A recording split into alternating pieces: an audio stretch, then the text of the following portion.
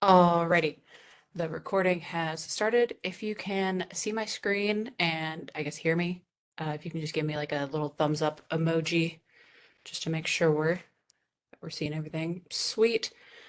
All right, we are going to go ahead and get started. So today we're going to be talking a little bit about lifelong learning.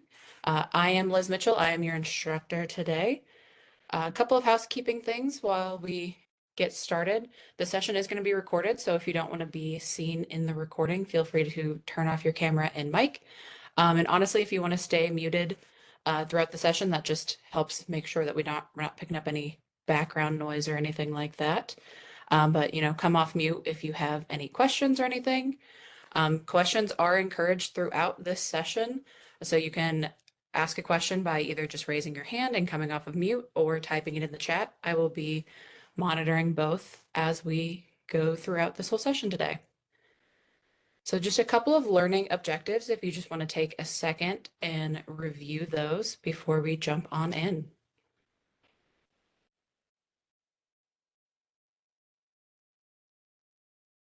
All right. So to get us started, I wanted to just kind of check the pulse of everybody. And ask a little question. And you guys can answer this just by using the emojis down at the bottom in your toolbar. Do you believe anyone can learn new things effectively at any age? If you agree, you can give a thumbs up.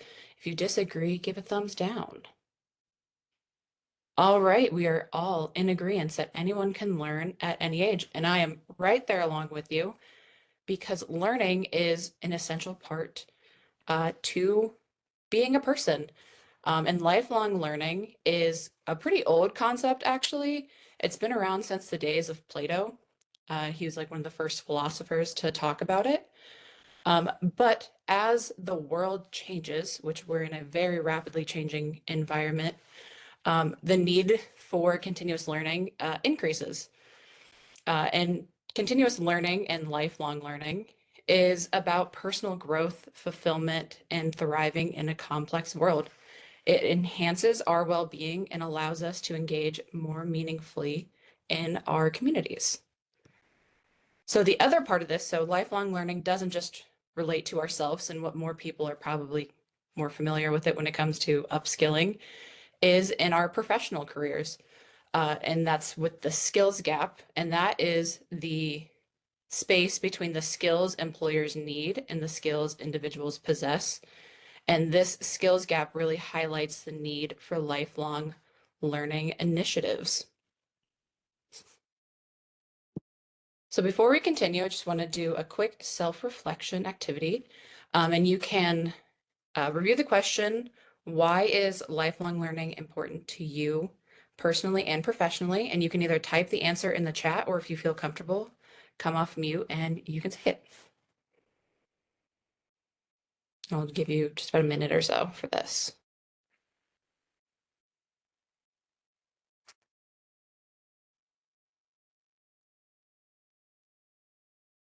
All right, Josh said continued self-improvement. That's a great answer.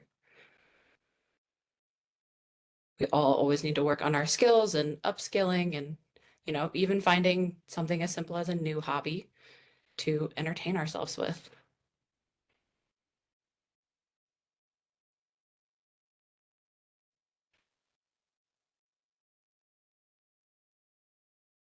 All right, Aaliyah, while you finish typing in your answer, I am going to move on, but we'll go back and look at your answer as we continue.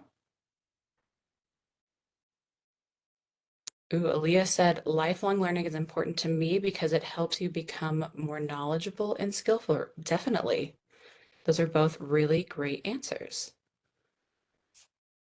So lifelong learning can really be broken down into three categories, which is going to be formal, informal, and non-formal learning. They all sound very similar and can definitely be a little confusing when you're first trying to distinguish between the three, but that's really what we're going to look into today, as what each of these means and their importance in the lifelong learning journey. So formal education or formal learning is going to be the education that is provided at an educational institute. So things like secondary education, higher ed when at like a university. So if you're getting an associate's degree, a bachelor's degree, a master's degree, these are going to be things where it's in a traditional educational institution, and the learning there is intentional. So it's not like something that you accidentally picked up. You are going there to learn. So it's going to be your traditional degree programs and certifications. You also can find formal learning in something like Coursera, where you're taking a formal course and completing, say, a 6-month certificate in project management. So it's a very formalized education process where you have classes, you have structures, you have lesson plans. It's kind of what we think of as the traditional learning process. So next we have non-formal. This is where, when I was even researching this, I got a little confused between the non-formal and the informal. So if you have any questions, definitely ask.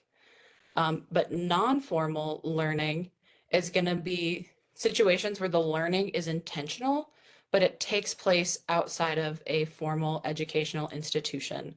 So this is going to be if you go to a workshop, if you go to conferences where you're going to, sessions to learn things, or even short courses that are designed for a specific skill development. For example, if you go do a free 1-day coding workshop offered by a local university. So that's going to be your non-formal, where it's still, you are intentionally learning this thing, but it's not happening in your traditional educational setting. And then informal is a learning activity that's unintentional and is the product of daily activities like work, family, and leisure. So this is going to be things like a mentorship, joining online communities, or even doing things like group studies or internships. The education that you're getting here and the learning is largely pushed by your own curiosity and self-directed. So now we do have a quick question for you to answer. Let me pull up in Slido. If Slido wants to load. One moment, please.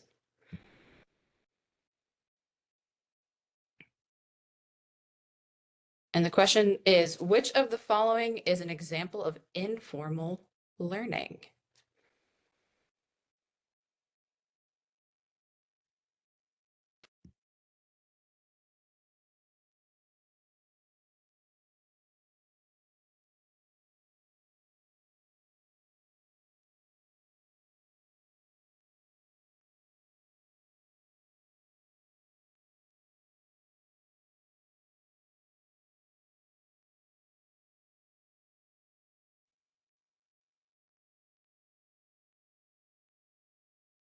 All right, and we've got your answers in, and you both are correct.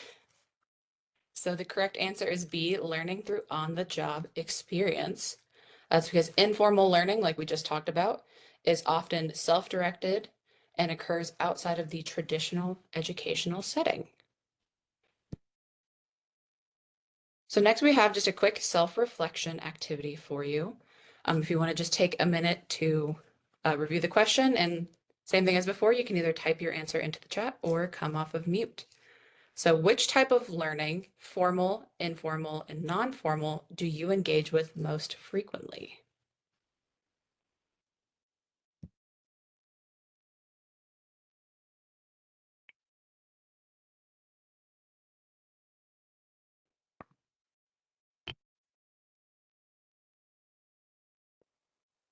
Ooh, Aaliyah said formal and Josh said informal. Those are very interesting answers. I personally am kind of on more on Josh's side, where it's a lot of informal, where I'm, going to workshops, I'm joining online community or that kind of thing. But formal. So I take it, Aaliyah, you're doing a lot more kind of traditional education through, school, which we're all obviously in. It's very cool.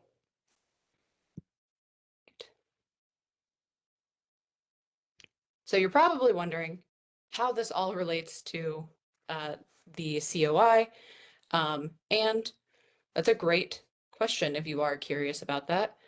Um, but before we really dive into how these methods of learning interact with the COI, I would just want to do a quick recap of the three presences. So we have cognitive, social, and teaching. In cognitive, we focus on the ability of learners to construct and confirm meaning through inquiry, reflection, and discourse. Social, we are looking to engage with and establish meaningful relationships within our communities. And teaching, we're looking at the shape and structuring of the learning environment with learning goals, topics, and materials. And each learning mode, so informal, formal, and non-formal, can contribute differently to a COI. So when we're looking at the formal learning builds cognitive presence through the structured content and guidance that happens during it, and the social presence with cohort learning. So that's going to be your study groups, that kind of thing. It often provides a strong foundation for the cognitive presence through that structured content and the expert guidance. And like I said, fosters the social presence with your group-based learning. Non-formal learning can be highly effective in developing the cognitive presence related to specific skills and can also foster the teaching presence if participants are sharing their knowledge. So people are interacting with each other, they're, asking questions, you're bouncing ideas off of each other, really helping to foster that teaching presence in that space. And then lastly, with informal learning, this can really significantly enhance the social presence through your networking and collaboration. So you're talking to each other, you're making connections, maybe Josh and I have a really strong connection about something, so we connect on LinkedIn and I can be like, hey, Josh, here's this article that we talked about. So we're building our network through these informal learning experiences. And the cognitive presence can also be directed or developed because it's really self-directed. You're the one pushing yourself to join online communities and to learn these new skills and information. And you're also taking the time to reflect on them. So now we're actually going to go into a breakout session. Let me make sure I've got my link for you guys for the slides. And I'm going to send you into a breakout session here in WebEx. And I want you to reflect on what learning opportunities can you leverage in your current environments for personal enrichment as well as career advancement. You're going to take about 3 minutes or so and then categorize those ideas or opportunities you have into whether that's formal learning, informal learning, or non-formal learning. Before I send you guys to your breakouts, is there any questions on that?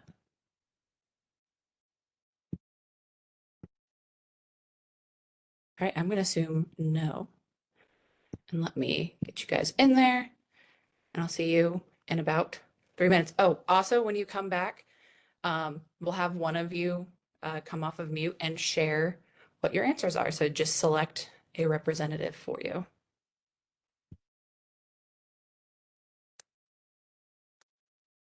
All right, so I think I sent you guys there. Hopefully.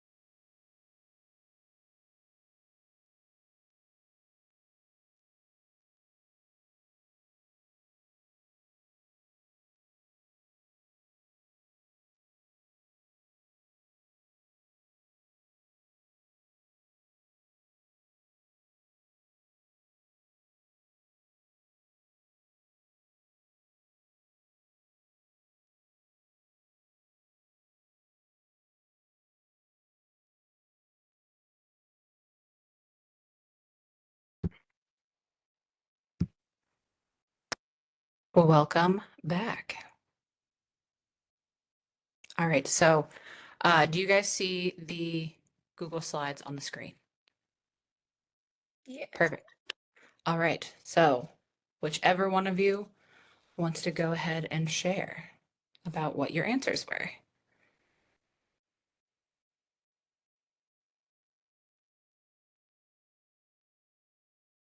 We just left right before we agreed on the representative. Aaliyah, raise your hand if you want to do it, otherwise I can tackle it. You can do it if you don't mind. So we just kind of described some of the more obvious and top of our head things. So, getting a bachelor's degree from a university or, possibly pursuing a master's degree in instructional design and learning. And then for informal learning, we talk about like practicing a musical instrument or a skill at home, and non-formal learning, maybe going and get some job training at a specific job or skill you would like to learn from maybe a corporation or company that does that task. So those were our ideas and the categories we placed them. Awesome. Yeah. I would say another one that you could add into there is if you work on any teams, depending on what your job is in the real world, your team is also a really great place to engage in some of that non-formal learning as well. So if somebody has a skill, say they're really good at making presentations, for example, and you want to get better at that, that's a really great way to learn that skill is to really engage with the people around you. Cool. Those are great answers. So let me share these slides again.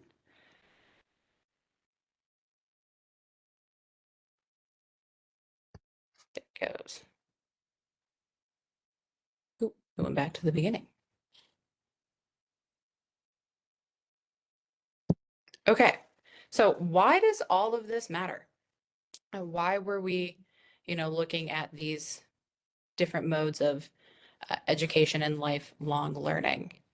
Uh, so we do this because by understanding how the different learning modes interact with the COI, we as educators can design more effective and holistic learning experiences for all of our learners by strategically choosing or combining the different modes to maximize engagement and learning outcomes. So before we move on, I have one other self-reflection activity for you. So this one, we're actually not going to share the answers. So I just want you to take a minute and reflect on the question, how can you integrate lifelong learning principles into your own professional development and personal growth? So for this one, and because we're not going to be sharing our answers out loud, unless, you felt comfortable doing so, um, there's no real right or wrong answer. This is just to help us gain a deeper understanding of our own learning journey.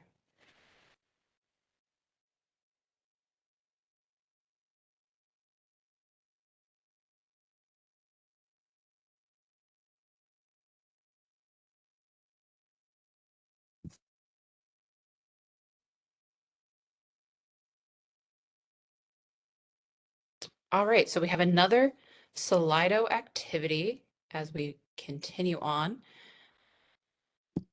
And this one is, which learning mode primarily contributes to social presence within the community of inquiry framework?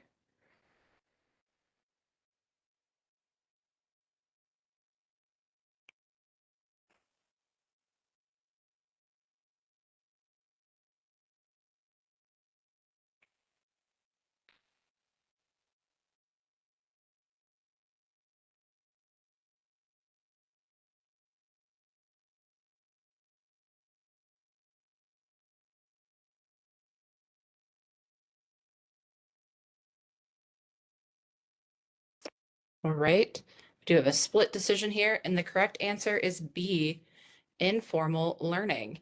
Informal learning involves mentorship, networking, and communities of practice, all of which enhance the social presence.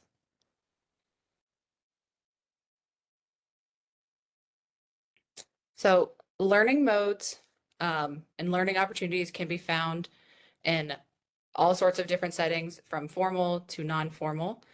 These can be found in classrooms, conferences, and amongst our coworkers and peers. And lifelong learning isn't just about our jobs. It's about our personal growth, fulfillment, and thriving in a complex world. Because learning is valuable for its own sakes. It's not just a means to an end. So we have one final self-reflection activity today. And this one we are going to share in the chat, or like I said, if you want to come off mute and share your answer. But what do you believe are your greatest strengths as a learner, and how can you leverage that to maximize your lifelong learning potential?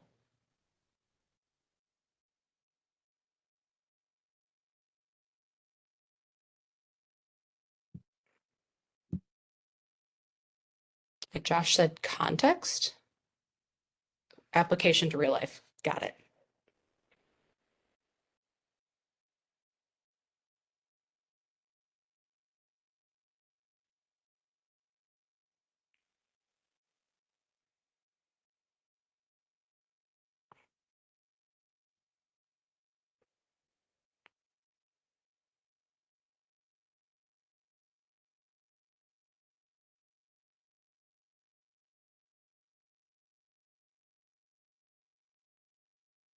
All right, Aaliyah, while you finish typing in your answer, I'm going to move on to the next slide. Ooh, it just came in. I love to learn new things, so this can drive me to love to learn new things throughout life. Definitely. Learning is a valuable skill, and it definitely doesn't end outside of the, four walls of school. So thank you guys all for joining me today and learning a little bit more about lifelong learning. I really encourage you all to identify one small step that you can take this next week to really help you engage in lifelong learning. And if you have any other questions, feel free to reach out. I'm always here. I love answering questions.